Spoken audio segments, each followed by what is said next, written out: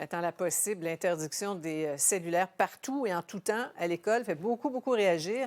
À Québec, Zoé, les oppositions accueillent positivement la recommandation.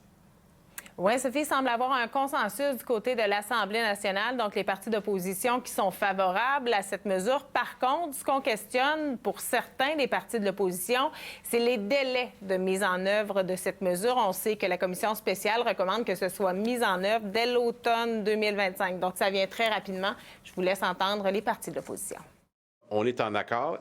Il manque le ministre qui devrait dire qu'il va le faire cet automne. Et d'autres recommandations sont à venir en mai. Tous les groupes qui sont venus, là, sans exception ou presque, là, sont venus nous dire qu'il faut sortir des cellulaires de l'école. Moi, je suis allée dans mes écoles. Je suis allée la semaine passée dans 2 de mes écoles secondaires pendant notre semaine de circonscription.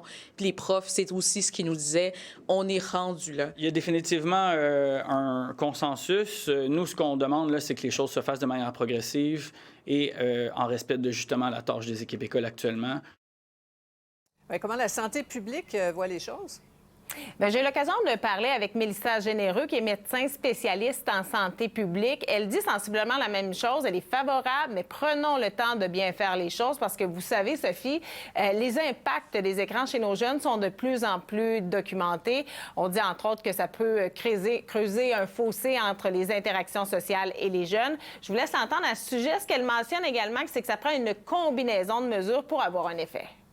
Ce type de mesure-là peut avoir une valeur si c'est combiné avec d'autres mesures. Et ça, c'est seulement le rapport final là, qui va sortir à la fin mai de la commission qui va pouvoir nous permettre de juger de l'ensemble de l'œuvre parce que simplement une interdiction à l'école, si on ne fait pas aucun autre effort de société, là, je doute sur l'efficacité que ça peut avoir en termes de temps d'écran ou d'effet sur le bien-être des jeunes.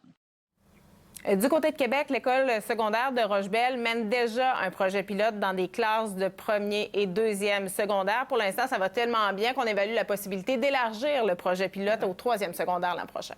Merci beaucoup, Zoé. Au revoir.